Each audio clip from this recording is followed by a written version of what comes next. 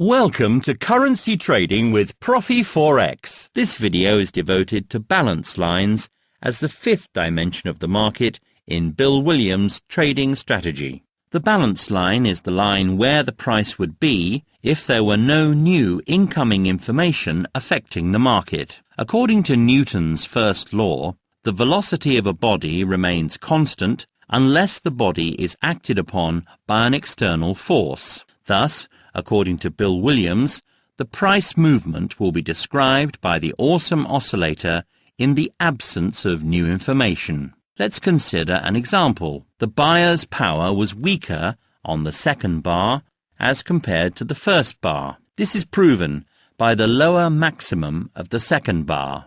Why were the sellers stronger on the second bar? It is because the market received the new information that changed the power balance. If the buyers can raise the market on the third bar higher than the maximum of the first bar, it will mean there have been dramatic changes in the behavior of the stock crowd, which are a harbinger of our deals in the fifth dimension.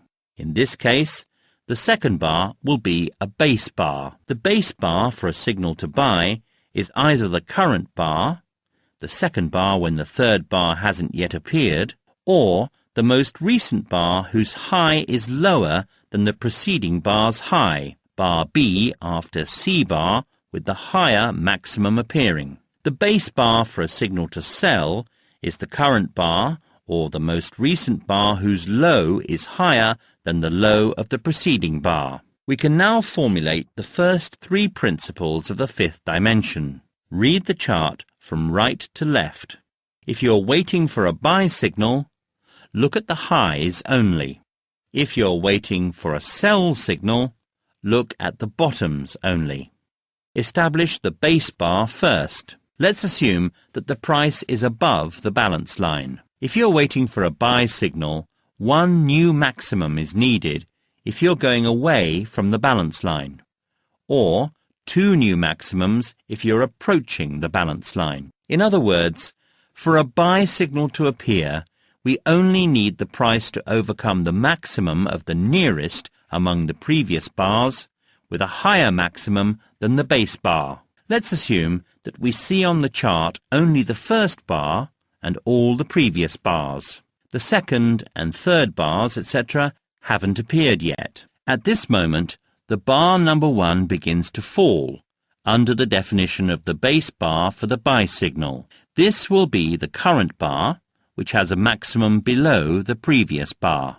The main principle of the buy signal above the balance line is that a buy stop order has to be placed 1 pip above the high of the bar that precedes the base bar. In our case, it's bar number 1. Bar number 2 occurs on the chart with the high that's lower than that of bar number 1, so bar 2 becomes the base bar. The pending order has to be deleted, and a new buy stop must be placed 1 pip above the top of bar number 1, the bar that precedes the base bar 2. The same happens on bar 3 and bar B.